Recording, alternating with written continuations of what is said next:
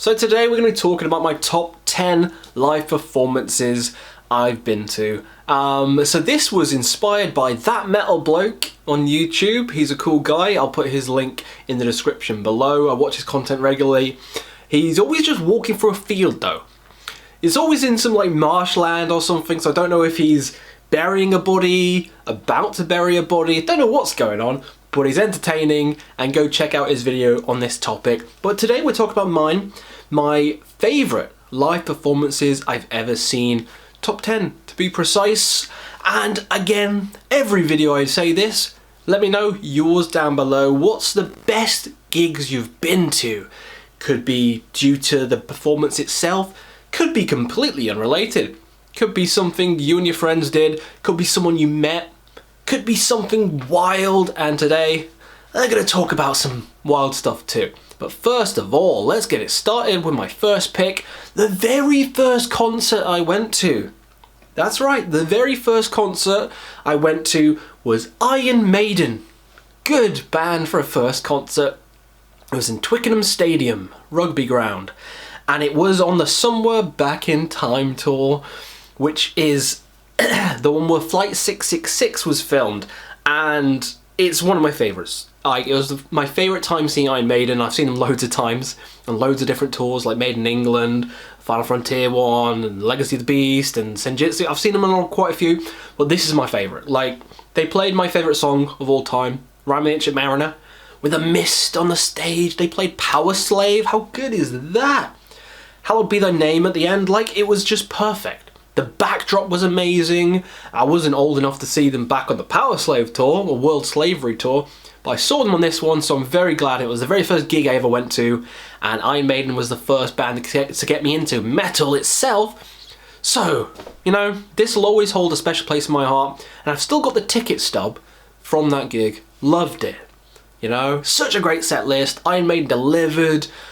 One of the best live performances I've ever seen. Next up, what have I got here? Oh, this is an interesting one. 2012's Reading Festival. Yeah, I went to Reading Festival and I saw The Cure headline. That is in one of my top 10s. I loved the performance from The Cure. It was such a magical experience. Being in this field with thousands of other people, the capacity is quite big for Reading and Leeds Festival, but the atmosphere The Cure had was unlike any other band I've ever seen. Like, that very goth style, and it's just kind of in a trance. I was in a trance the entire set. I remember it was dark, and they were playing, I think it was The Forest, and I was just like, whoa, whoa, whoa, whoa, whoa, whoa, whoa, like swirling into a vortex. It was so cool. So many other people just there swaying. It was such a magical experience. Seeing The Cure live headline back in 2012 as well. Such a great set. One of the ones I'll always remember just for how atmospheric it was. No band has been as atmospheric as The Cure. Such a great performance. Next up, I've got, I've told this story a lot, 2017's Bloodstock. I saw Blind Guardian sub-headline, I think it was a monomarth. Blind Guardian. At this point, 2017, doesn't seem that long ago, I did not like Blind Guardian. I didn't like power metal that much, aside from some bands. Blind Guardian I didn't like at all. I thought it was a bit too nerdy, which is interesting because I fucking love Dungeons and Dragons and Lord of the Rings, but for some reason I couldn't get into them. But then I saw them at Bloodstock and they blew me away. They had no backdrop because it got stolen. A lot of the gear was stolen on this tour. But they played and there was nothing behind them, no like images or anything like that, just the band playing. And it was just something special. The whole crowd singing every single song, like Nightfall, was magical. And then Valhalla carried on and carried on and carried on. The crowd was singing it even when the band was gone, and the crowd still sang it for another like 5 minutes. It might be on YouTube. Check it out, 2017's Bloodstock, Blind Guardian. Such an amazing show, and that instantly became a fan. I've never had that with a band ever, but after seeing Blind Guardian live, I became a fan of all their albums, and that's never happened before, it's never happened again, so that's a magical gig that I'll always remember, because I went from zero to hero. I went from a not a fan to holy shit, this is the best band ever, fucking love them. Next up, I don't remember which one this is. I've seen them a couple of times, but one of the Rammstein shows. Rammstein, I think it was Sonosphere, it might have been Download.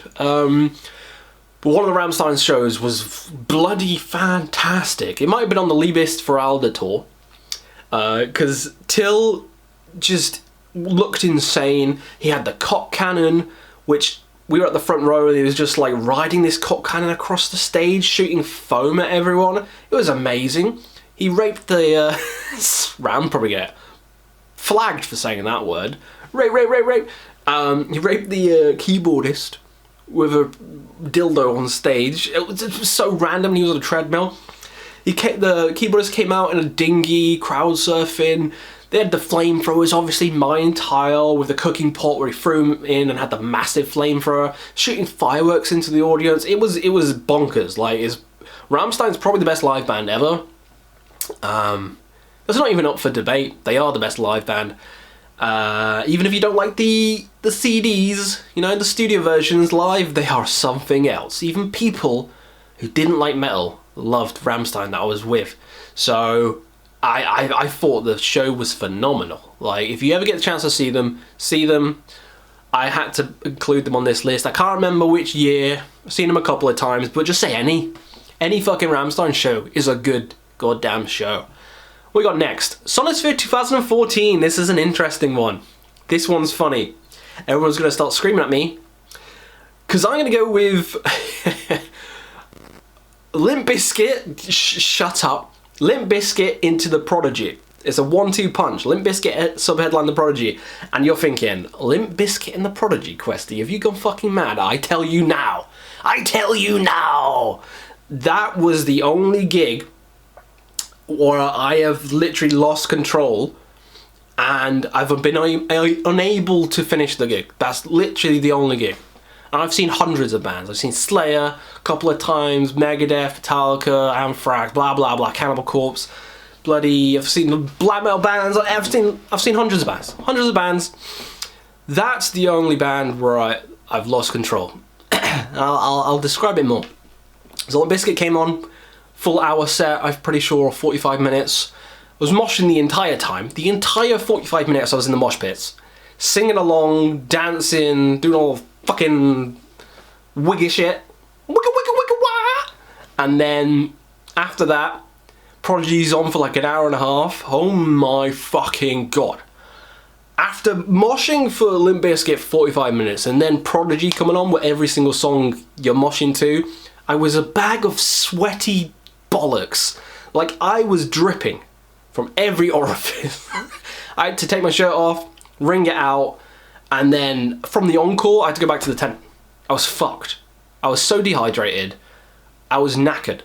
I've never been like that in any other show ever, so I'll always remember that for being the show that broke Questy. That's correct. None of these black and death metal bands or anything like that. No. It was the Prodigy that broke Questy. And Limp Bizkit, that broke Questy. There you go. There's a fun little one for you fuckers.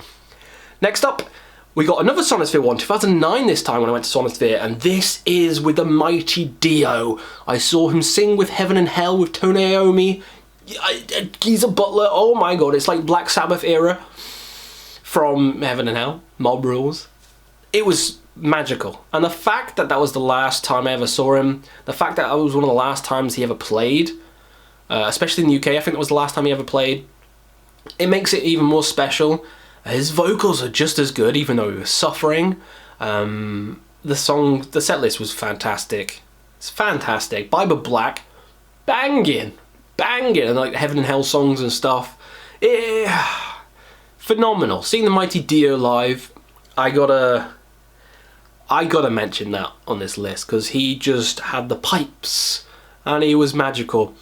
I've seen a lot of bands like that I didn't put on here. Like I've seen Motorhead, Linkin Park with Chester, saw Avenged Sevenfold, the Rev, the last show before he died.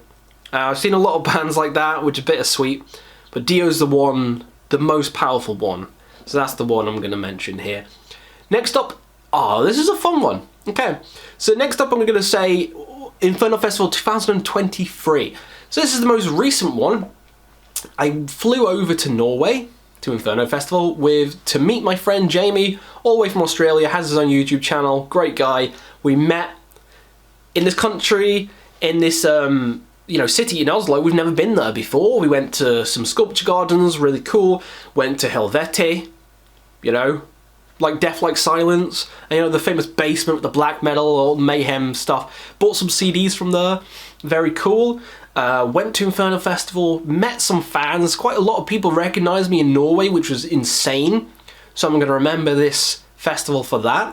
A lot of people were so cool, buying us beers. We were chatting with people, some band members as well. It was such a cool experience. Going to another country, to meet up with a YouTube metaler, a YouTube friend, seeing all these cool bands, and the lineup was just so good. Emperor in Norway, come on. Opeth was there, seeing him fire breathing live, so cool. Urgahal, amazing. I probably said that wrong. With a spike mask and the flamethrowers, Watain. I know some people don't like them, but I thought it was fun. The pig's blood and everything. Afski. It was really good. It was a good time. Nile was there. Fucking Nile and Cannibal Corpse. Come on, what a great lineup. Amorphous. It was really cool. Cool. Great taste. Loads of black metal, which I loved. Saw Stormkeep as well in a little pub. That was cool. So that's gonna be it. That is a festival one. Not an actual gig, but a festival because of all the cool people we met and meeting up with friends. So that's one of them. Next up, okay, we're getting to the big ones now. The ones where it is my favourite. So third one, Devin Townsend at Bloodstock, what was it, 2021? So Devin Townsend headlined Bloodstock 2021, and it was bloody insane for a couple of reasons. The main reason is because we were drinking with this group next to us. We didn't know what it was. It was some moonshine. It was some like nutmeg, it was nutmeg moonshine in the bottles. And we were doing drink games, and because we're twats, we're just knocking it back. Yeah, that was a bad idea, because it was the morning. It was 10 AM, before the bands had even started. We were knocking back moonshine, playing this drinking game. The next thing, I tackled someone through a chair, broke it. He was knocked out. I passed out in my own vomit.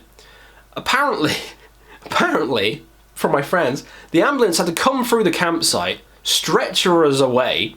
I woke up about 5 PM. Woke up at 5 PM in the medical tent. Nurse next to me with a bowl, and I was throwing up. She's like, you have to stay here. You can't go out. You have to stay here. And I was thinking, fuck, I've missed half the day already. I've only got like Skindred and then Devin Townsend left, and I'm not missing Devin Townsend. So as soon as she turned her back and went away, I ran away. I ain't staying there. I don't give a fuck what they say. Medical professionals, my ass. My friend was there as well. He was more conscious and he was fine. So yeah, I said to him, I was like, let's fucking run. So we ran out. Funniest thing is, we ran straight into the people we were drinking the moonshine with. One of them had a little tiara on from one of the birthday cakes. Complete other story. Yeah, we brought a random pink princess birthday cake because we thought it'd be funny. But yeah, there was a tiara on that, and he had the tiara on. He was like, oh shit, you guys are alive. We're like, yeah, fist bumped, ran straight, got to the barrier, got to the fucking barrier. Devin Townsend came out, great set. And we were, no food in us, just literally woke up from that ordeal and went straight to the barrier. It was fucking insane. One of the greatest shows, and it was during COVID time as well, so I wasn't sure if he was going to do it, but it was great. He played stuff from Strapping Your Lad, played stuff from Solo, played stuff from Devin Townsend Project. It was like a mismatch of all really fucking cool songs. Vampira, they ended with. So damn good. They had giant elephants on stage. I think there's a video on YouTube for this performance as well. Ziltoid, the puppet, he announced the whole show and he was there. It was fucking great. It was fucking great. Great set list. Heavy. Songs I didn't think I'd hear, like Strapping Your Lad and stuff. Really cool set, and we were half dead, so made it even better. So now the next two, my favourite two. So this one was my one for a while until recently. So number 2, Dream Theater. That's right, some people don't like them. I like them. They played Images and Words in full, and I had to go to it. There was no supporting bands. It was like Dream Theater for 3 hours. Images and Words in full. That's my favourite album by the band. I think it's a prog metal masterpiece. They played it in full. Not only did they play it in full, which has got my favourite songs on, they also played like Dark Eternal Night and some other songs which are really cool. But after Images and Words, they played Change of fucking Seasons. And that was the end. That was the encore, playing Change of Seasons. And it blew my goddamn mind. Because I know Images and Words was supposed to have Change of Seasons as the last song, but they didn't. They cut it out because it was too long, but then they played it live as if it was part of the album, and it was so good because that's my favourite song of all time. So Change of Seasons is just such an emotional song. I love every second of it, and the fact I heard it live just blew my brains out. Loved it. Fucking 10 out of 10. So glad I saw that and not the Astonishing tour. Think I got the best one, to be honest. Now my number one, my favourite gig of all time, is a fairly recent one. Do you know what it's going to be? Guess what band it's going to be? That's right, Opeth. I'm an Opeth glazer, of course I am. And it's the London Apollo show. Seeing them live at the Apollo. The venue was so good. The Apollo is such a good theatre. Like the sound, the acoustics was amazing. And they played a song from every single album because it was an anniversary tour. Got the shirt. Hearing like Under the Weeping Moon live, amazing. But then they played Black Rose Immortal for the first time. Fucking Black Rose Immortal blew my socks off. Then they played The More. The fucking More. It was like one of the greatest sets I've heard. Of course, Deliverance and stuff like that. So good. The sound of it was amazing. The visuals amazing. Mikkel was funny as hell. Easily one of my favourite shows of all time. And I saw Opeth last month as well. Or a couple of weeks ago, or something like that, I don't know, whenever it was. I saw Opeth recently, and that was really good as well, but nothing's going to beat the London show. Such a fantastic show. Now I've been rambling a lot, because I've been excited to relive a lot of these shows with you guys. So hopefully you've enjoyed my rambling. Let me know what you think down below of the gigs I've seen. There's too many to name. I've seen Europe, I've seen fucking Thin Lizzy, UFO, Diamond Head. I've seen too many bands, okay? Too many. So tell me down below what's the best live bands you've ever seen, the best performances you've been to, and we'll see you again on another Quest for Metal.